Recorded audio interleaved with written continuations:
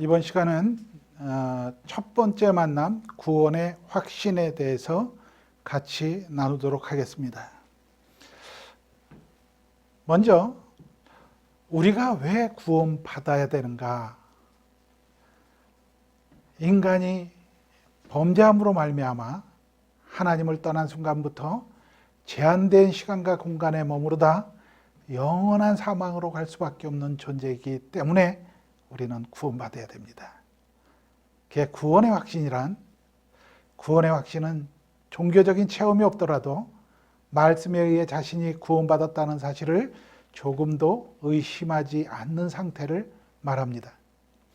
우리가 구원받은 것은 예수 그리스도께서 십자가에 달리셨기 때문이며 우리의 죄를 친히 짊어지셨기 때문입니다. 나에게 내려졌어야 했을 하나님의 진노를 예수님께서 대신 감당하셨기 때문입니다. 우리가 지은 죄값을 지불하기 위해서 우리는 반드시 죽어야만 합니다. 그런데 그 죄값을 하나님은 당신의 독생자 예수 그리스도에게 짊어지게 하셔서 대신 치르게 하신 것입니다. 이 사실을 믿는 것이 구원의 확신입니다. 여러분들이 시간 되실 때 이사야 53장을 한번 정독을 해 주셨으면 좋겠습니다.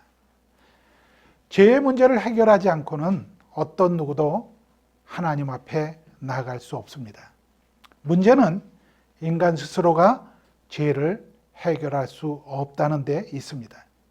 만약 인간이 어떤 행위나 노력을 통해서 구원받을 수 있다면 예수님께서 이 땅에 오실 필요가 없으셨을 것입니다.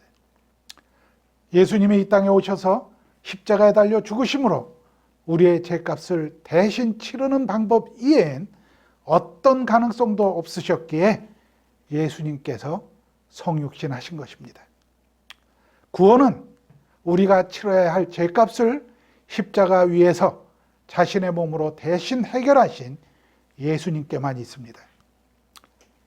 그러므로 예수 그리스도를 인격적으로 자신의 구세주로 영접한 사람만이 이 혜택을 누릴 수 있으며 이것은 자신의 의로 말미암은 것이 아니라 하나님의 일방적인 사랑과 은혜로 이루어지는 것을 깨닫게 됩니다. 이과에서는 10가지 질문문을 통해 구원의 확신에 대해 먼저 점검하고 말씀에 근거하여 확인하고 확신하는 것을 공부하게 됩니다. 1:1 제자 양육에서 가장 중요한 것은 동반자에게 말씀에 의한 구원의 확신을 갖게 해주는 데 있습니다. 구원의 확신은 자동차의 휘발유와 같아서 믿음의 여정을 가는데 필수적인 에너지입니다.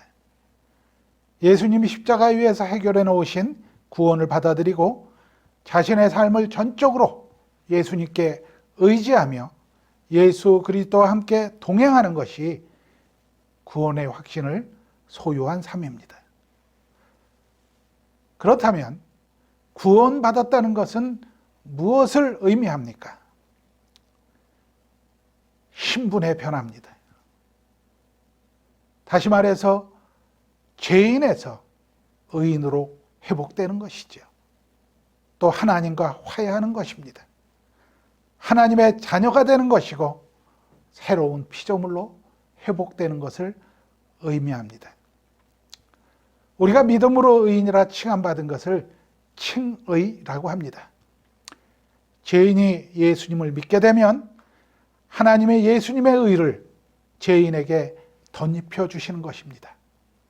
즉 예수님의 완전한 의가 죄인에게 덧입혀짐으로 그렇게 덧입혀진 예수님의 의 때문에 더 이상 죄인이라고 정죄되는 것이 아니라 하나님의 법정에서 의인이라고 선언되는 것입니다. 이렇게 칭의된 사람들에게도 여전히 죄의 본성은 잔존해 있습니다. 하지만 잔존해 있는 죄의 본성은 성화의 과정을 통해서 다듬어지다가 죽음과 부활을 통해 완전히 사라지게 됩니다. 칭의가 하나님 앞에서 우리를 거룩하고 의로운 신분으로 변화시킨 사건이라면, 성화는 우리의 본성이 예수 그리스도를 닮아 거룩해져 가는 과정입니다. 칭의와 성화는 믿음으로 예수님과 연합한 자들에게 주어지는 이중적인 혜택입니다.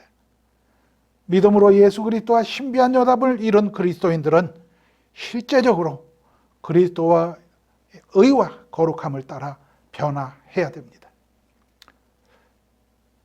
이제 10가지의 질문문을 통해 구원의 확신에 대해 점검하고 말씀에 근거하여 확인하고 확신하는 것을 이제 공부합니다.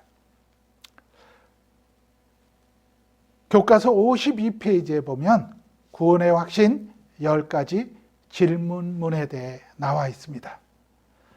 우리가 예수 그리스도를 영접하고 성령께서 주시는 감정은 신뢰할 수 있습니다. 하지만 나의 감정은 언제나 변할 수 있습니다. 그렇게 10가지의 각 질문마다 성경 말씀으로 확인하는 것은 대단히 중요합니다. 먼저 양육자들께서 이제 이 10가지 질문문에 대해서 활용할 수 있는 방법이 2가지가 있습니다. 먼저 첫 번째는 양육을 시작하기 전에, 다시 말해 예수 그리스도 일가를 시작하기 전에 첫 번째 만남에서 먼저 이 10가지 구원의 확신 질문문에 대해서 확인하는 것입니다. 공부를 하기 전에 먼저 이 사람의 신앙 상태가 어떤가 하는 것을 확인하는 것이지요. 2번째 방법은 예수 그리스도 1, 2, 3, 4가를 전부 진행을 하고 이제 큐티까지 이 큐티까지 하고 난 다음에 순서대로 이제 이것을 점검하는 식이 되지요. 그런데 10가지 질문문에 보면 3가지로 이제 예, 아니요, 모르겠음 이렇게 체크를 하게 되어 있습니다. 예수 그리스도를 공부하기 전에 체크를 갖다가 하면 아니요, 모르겠음도 나올 수가 있습니다. 그러나 예수 그리스도 1, 2, 3, 4가를 이제 다 공부를 하고 예수 그리스도를 영접하게 되면 이 질문문 10가지는 사실은 한 가지의 질문이 되는 것입니다. 그런데 그 사람의 신앙을 이제 점검해 보기 위해서 각기 다른 말로 10가지를 만들어 놓은 것이지요.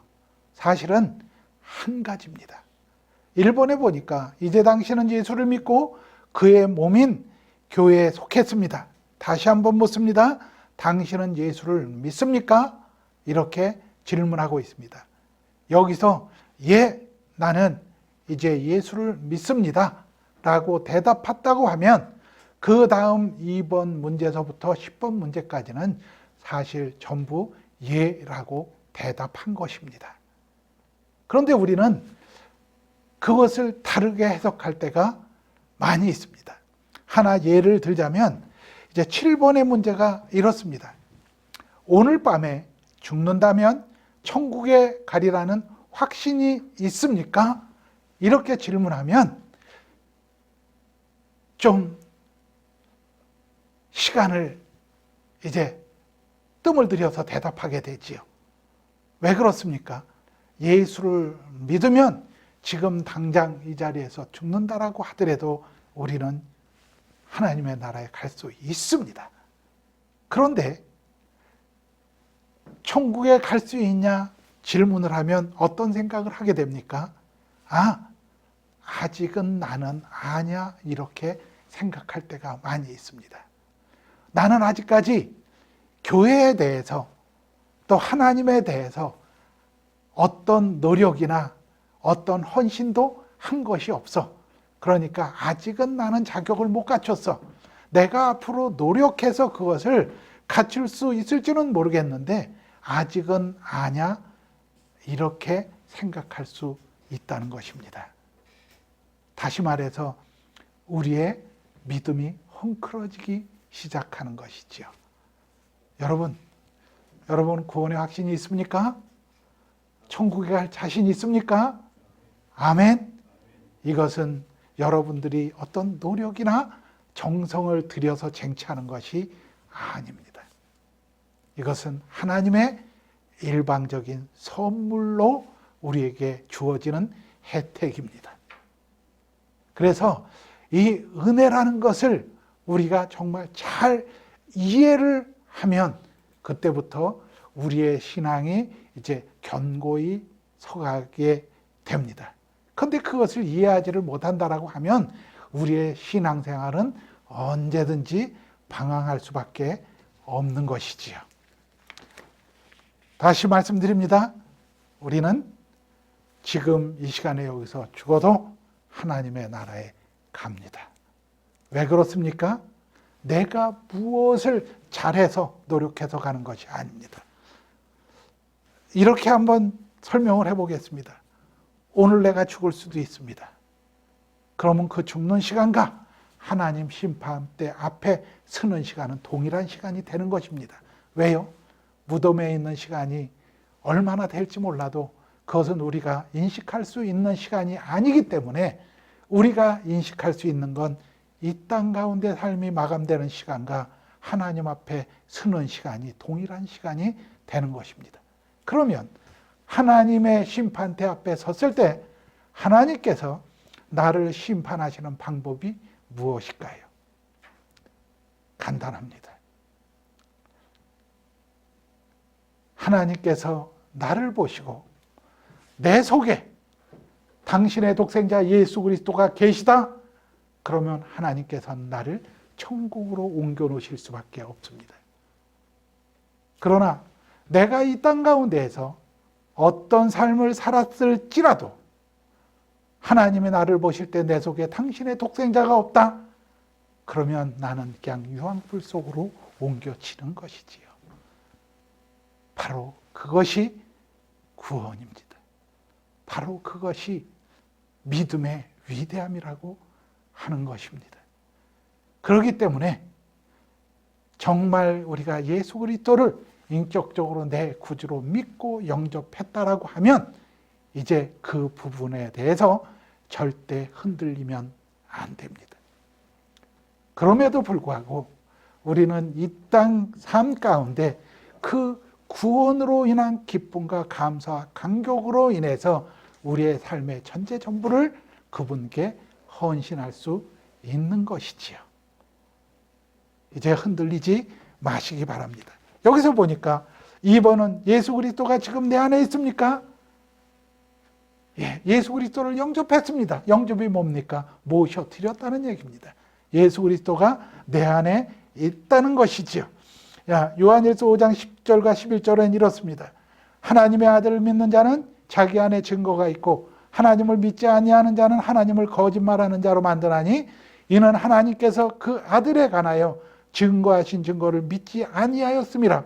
또 증거는 이것이니 하나님이 우리에게 영생을 주신 것과 이 생명이 그의 아들 안에 있는 그것이니라. 아멘.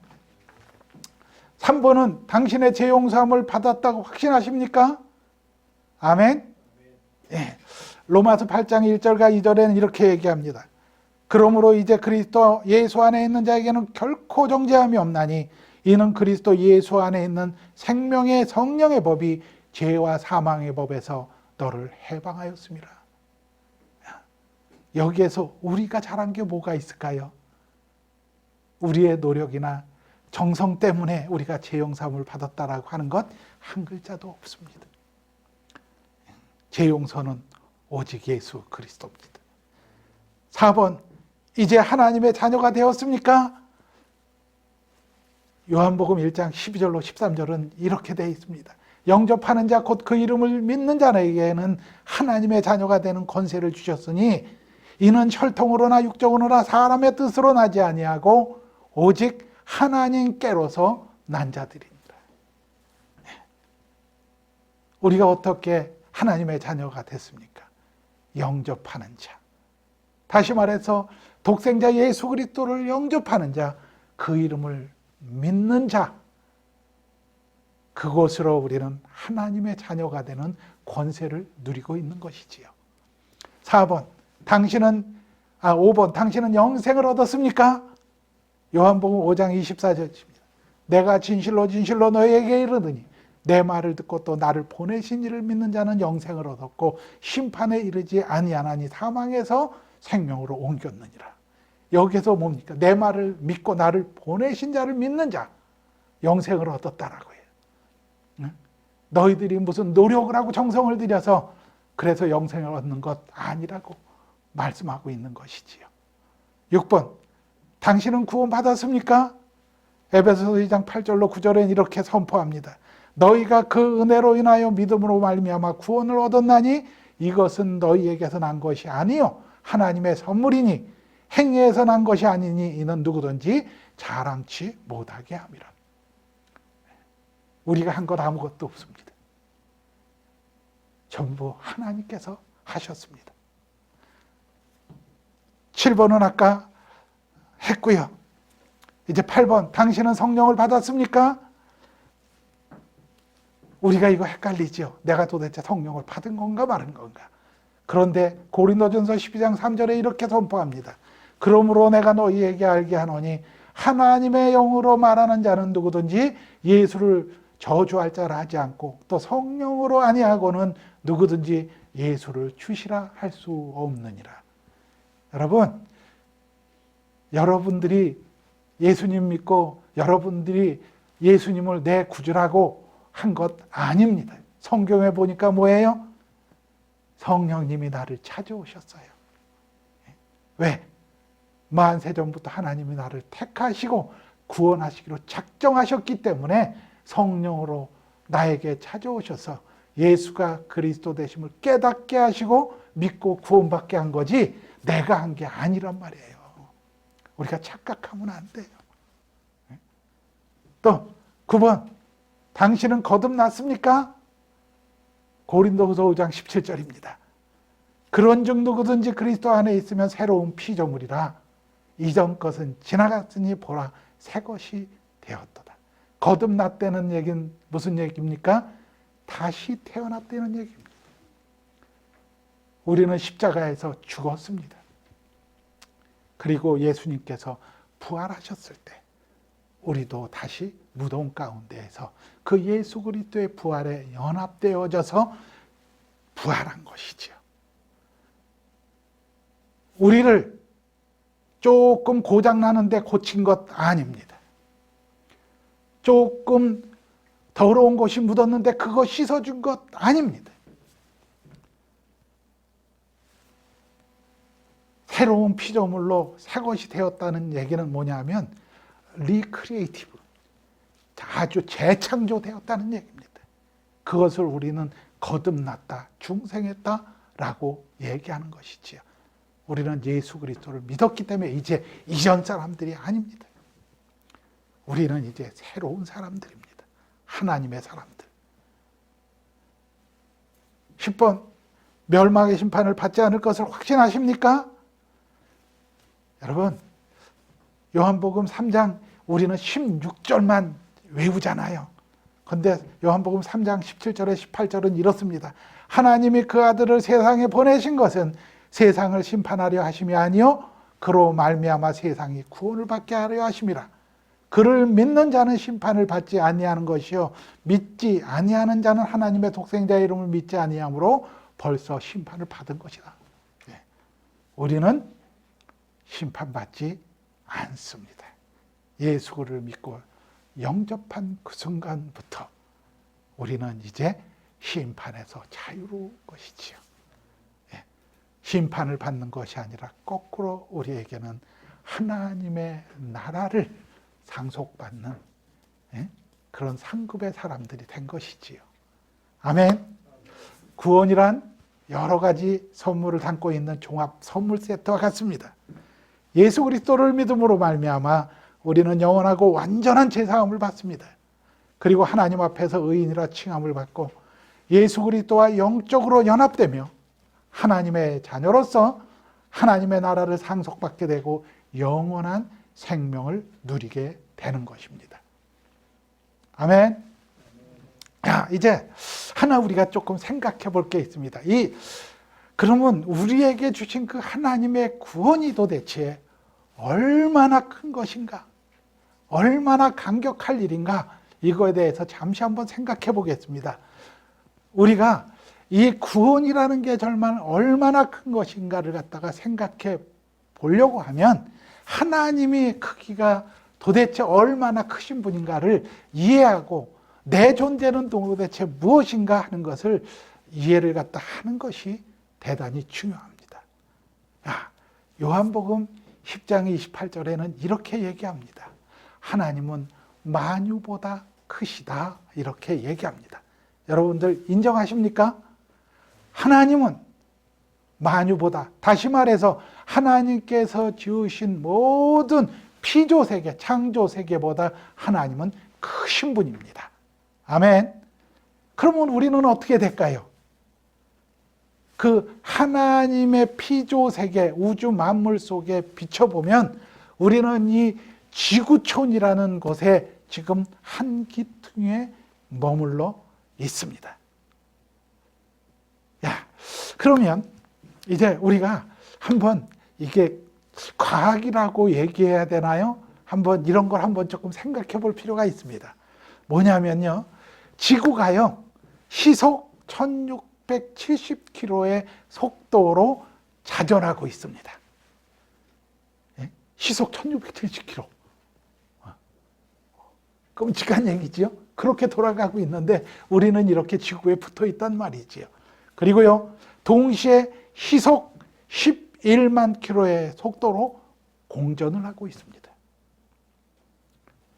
또 지구가 속한 태양계 이쪽 끝에서 저쪽 끝까지 가려면은요, 비행기로 1700년이 걸리고, 또 태양계가 속한 은하계를 횡단하려면 비행기보다도 100만 배 빠른 속도로 150억 년을 가야 된다고 합니다.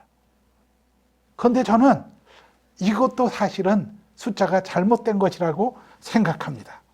그런데 이런 은하계가 우주에 또 1500억 개 이상이 있다는 것이지요. 여러분, 말이 됩니까? 그러니까 이 우주 만물 모든 것을 갖다 따져볼 때 우리가 머물러 있는 이 지구는 사실은 조그만 모래알갱이 하나 정도 생각해 보시면 됩니다. 그리고 우리는요, 그 모래알갱이에 붙어 있는 존재들이라고 생각하면 되지요. 그런데 이렇게 큰 우주보다 크신 하나님께서 도대체 우리를 어떻게 알아보실 것이냐 하는 거예요. 기가 막힌 얘기 아닙니까? 여러분, 수학에는 유한이라는 수와 무한이라는 수가 있습니다.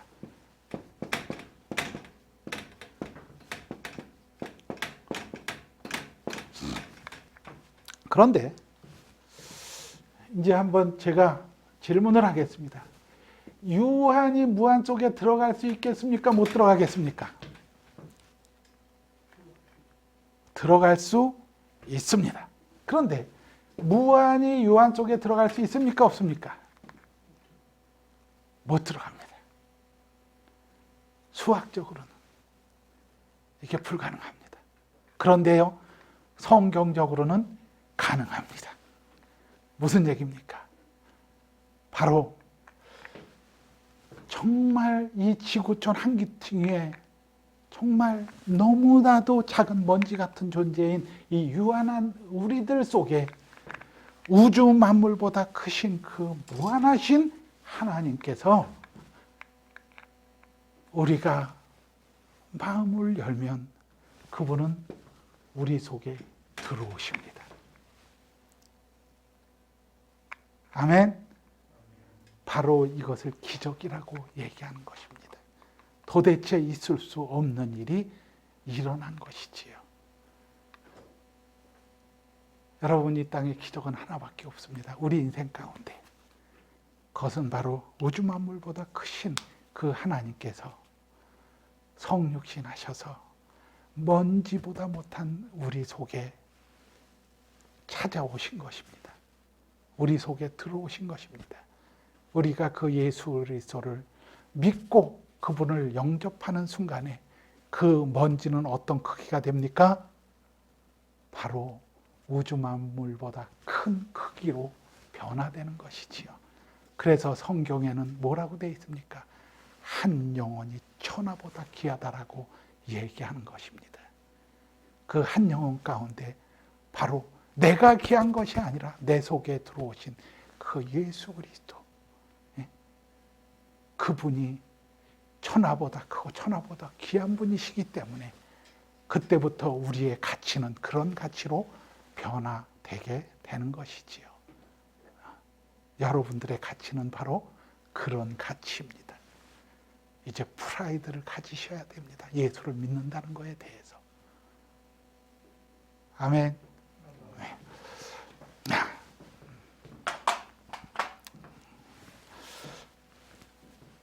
구원의 확신이 있다는 것은 지적인 일에, 기독교는 맹목적인 신앙이 아닙니다. 기록된 말씀에 기초한 복음의 내용을 분명히 이해해야 됩니다. 두 번째는 감정적인 체험. 다시 말해서 예수님을 믿게 되는 과정에는 반드시 감정의 반응이 따라오지만 형태는 사람에 따라서 각기 다르게 나타날 수 있습니다. 그렇기 때문에 어떤 특정한 감정에만 의존하면 안 됩니다. 감정적인 체험은 필요하지만 특별히 감정적 체험만을 고집할 경우 하나님과 맺게 된 참된 인격적인 관계를 잃어버릴 수도 있습니다. 또 의지적인 결단. 그리스도인이 예수님을 믿고 따르기 위해서는 반드시 의지적인 결단이 필요합니다. 구원의 확신은 이 세 가지 확증, 다시 말해서 하나님의 말씀, 성령의 내적 증거, 변화된 삶을 통해 그리스도인의 삶에 드러나게 되어 있습니다. 우리의 이성, 감정, 의지 모두를 예수 그리스도께 초점 맞추는 것을 구원의 확신이라고 합니다. 그럼 1번 문제는 보면 지적인 이해입니다. 지적인 이해는 이제 1번 예수 그리스도는 누구입니까? 그리고 이제 예수님이 자신을 어떻게 소개하고 있나 쭉 요한복음 10장 30절, 요한복음 14장 8절로 9절 이렇게 나와 있습니다. 이미 우리가 이것은 예수 그리스도 일가에서 같이 나눈 내용들입니다. 그리고 또 예수님 주위에 있던 사람들은 그분을 어떻게 소개하고 있습니까? 이것도 예수 그리스도 일가 7번 문제를 다시 한번 복습하는 것이지요. 그래서 이것은 우리가 예수 그리스도 일가, 그러면 예수님의 정체는 무엇인가? 그러면 우리는 이것을 가지고 그러면 우리의 또 정체는 누군가? 이렇게 같이 나눠볼 수 있는 것입니다. 그리고요, 이제 2번 문제는 이제 이가의 얘기입니다. 예수님은 어떤 일을 하셨습니까? 그래서 이제 사도행전 10장 38절에 보면 예수님의 공생의 생애 동안 예수님이 하신 일에 대해서 나와 있습니다. 또 예수님이 죽으신 이유가 무엇인가 하는 것은 마가복음 10장 45절과 또 로마서 5장 8절에 잘 나와 있지요. 그래서 예수님이 공생의 기간 중 하신 일과 십자가에서 죽으신 목적, 이것에 나와 있는데 이것을 가지고 또 우리가 같이 이제 나눠보는 것입니다. 그러니까 이것은 두 번째, 예수 그리스도는 지금까지 어떤 일을 하셨습니까? 이것에 대한 내용입니다. 그리고 이제 3번으로 가면 예수님은 지금 무슨 일을 하십니까? 이것은 또 예수 그리스도 세 번째 만남 상가에 대해서 같이 이제 나누는 것이지요.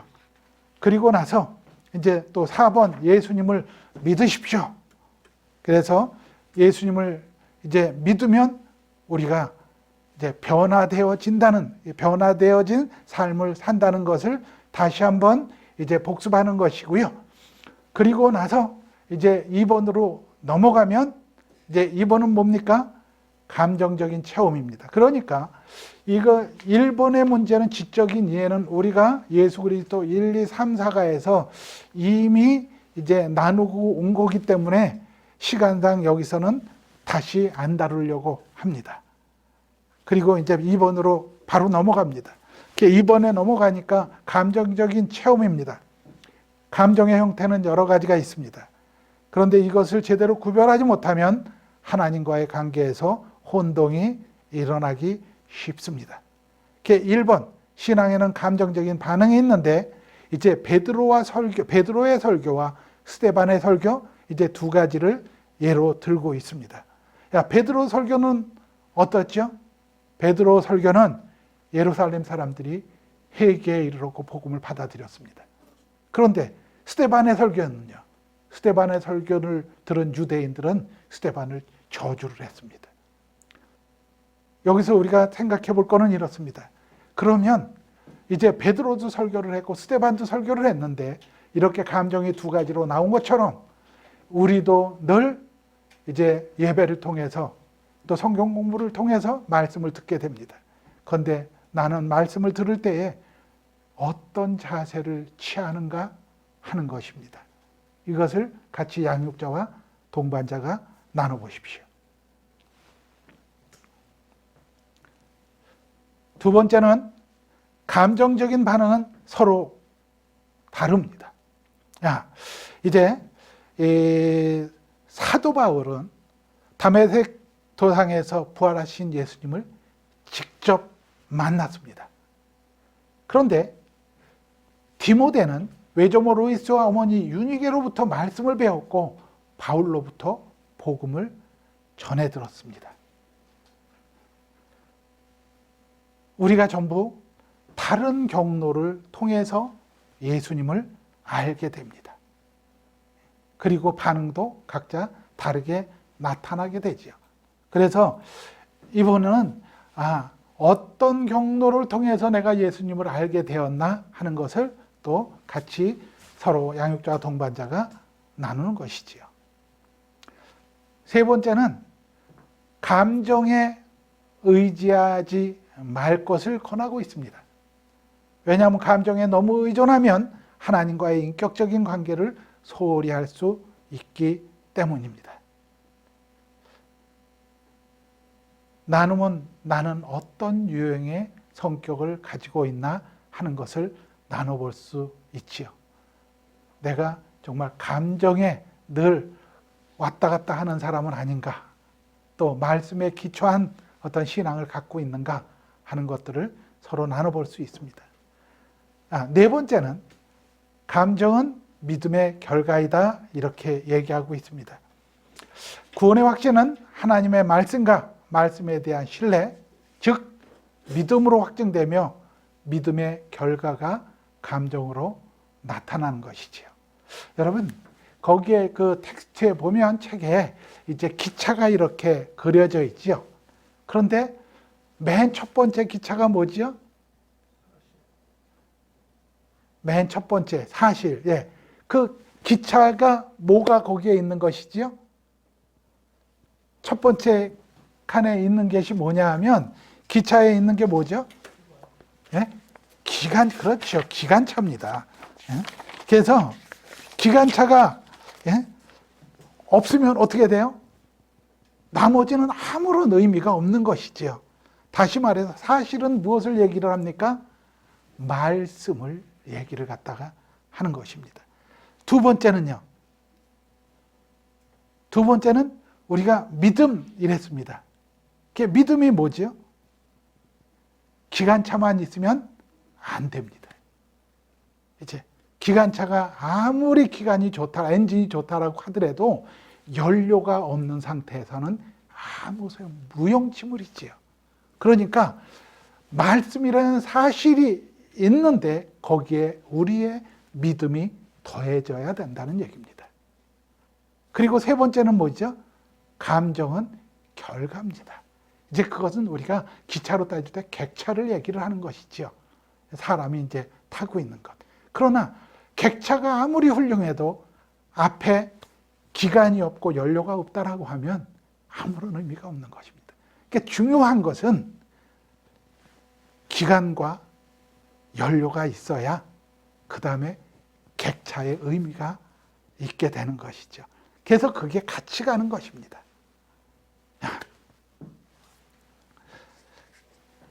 신앙생활에서 믿음과 감정도 중요하지만 교회를 끌고 가고 있는 것은 사실은 뭡니까? 말씀입니다. 그래서 우리의 믿음의 가장 중요한 것은 말씀이 가장 중요한 것이라는 얘기입니다. 이것을 다른 식으로 얘기를 갖다라고 한다면 이런 식으로도 표현할 수 있습니다. 우리의 신앙 가운데에서 가장 중요한 것은 성령님의 인도를 받는 것입니다. 아멘. 이제 세 번째는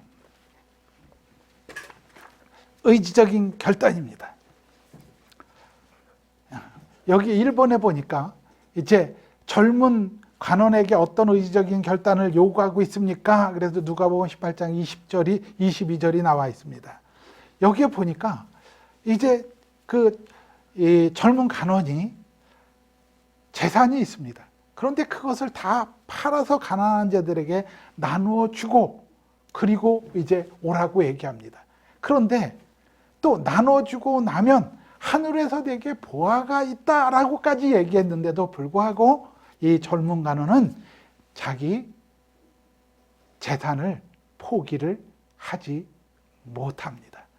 우리의 삶도 이럴 수가 있습니다. 우리가 땅의 것에 초점을 맞추면 바로 젊은 관원처럼 이런 삶을 살게 되는 것이지요. 우리의 삶이 하늘에 맞춰져야 됩니다. 그런데 하늘에 초점 맞춰지면 거기에 뭐라고 되어 있느냐면 하늘에서 내게 보화가 있으리라.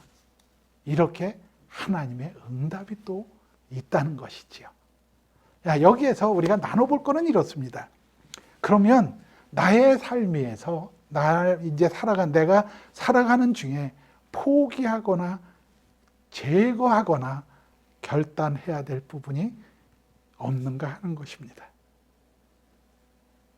우리 속에는 욕심이 있습니다. 그래서 포기한다는 것, 또 내가 이제까지 갖고 있던 것들을 제거한다는 것, 쉽지 않은 일입니다. 그런데 하나님께서 우리에게 요구하는 것은 바로 이런 것들입니다. 여러분, 이제 우리가 잠깐 이렇게 우리 팀들이 아까 모여서 이런 얘기를 갖다 했습니다. 그리고 이제 로마서 12장 1절과 2절의 얘기를 갖다 잠깐 이렇게 나눴었죠. 거기에 보면 너희를 산 제물로 드려라 라는 얘기가 나옵니다. 한번 생각해 보십시오. 산 제물이라는 게 무엇일까요? 옛날에 이제 구약 시대에는요, 제물을 바치려고 하면 어땠습니까? 제물은 반드시 죽이는 것입니다. 죽이고 제단에 피를 뿌리고 가죽을 벗기고 또 그 살을 각을 떠서 그래서 태우고 이래서 제사를 드렸습니다. 그런데 산 제물로 우리를 드리라고 얘기합니다. 산 제물, 그 제물은 죽여야 되는 건데 살아있는 채로 드리라는 거예요. 그러면 살아있는 채로 우리를 드리는데 제물이기 때문에 또 죽여야 된다는 어떤 그러한 얘기도 있는 거죠. 그게 뭐를 죽여야 됩니까? 이게 대단히 중요합니다. 우리의 이성, 지식, 경험 이런 것들을 전부 죽이라는 얘기입니다. 죽이고 너를 그런 것을 다 빼버리고 너를 산채로 드리라는 것입니다. 그러면 성령께서 내 속에 들어오셔서 나를 도구 삼으셔서 당신의 일을 하시겠다는 얘기입니다. 그런데 문제는 뭡니까? 우리는 산 제물이 되질 않습니다. 나를 죽이지 못합니다. 내가 갖고 있는 어떤 이제까지의 모든 이성이나 지식이나 경험이나 이것을 가지고 어떤 공동체에서 일을 하려고 하니까 문제가 늘 해자되는 것이지요.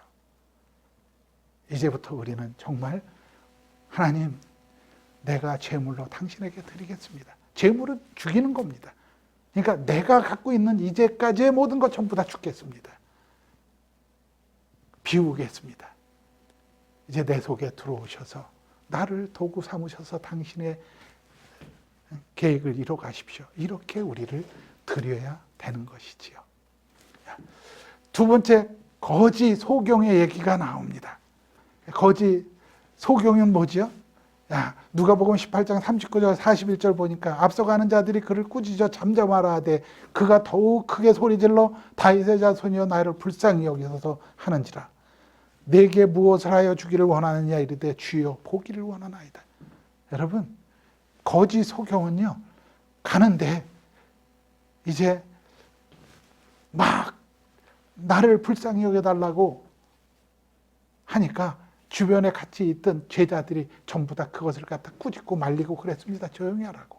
그럼에도 불구하고 이 거지 소경은 계속 외치는 것입니다. 우리에게 그런 마음이 있는가 하는 것입니다. 방해해도 굽히지 않는 의지. 우리는 너무나 세상과 우리의 신앙을 타협할 때가 많이 있습니다.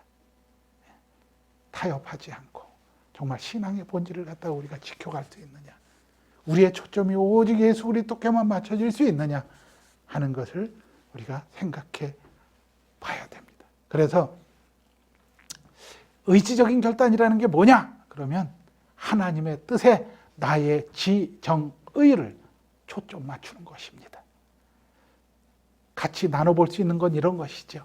타인의 방해나 핍박이 있을 때 내가 정말 이 거지 소경처럼 하나님을 열망하고 믿음을 정말 저버린 적은 없는가 하는 것에 대해서 한번 나눠보신 것이지요.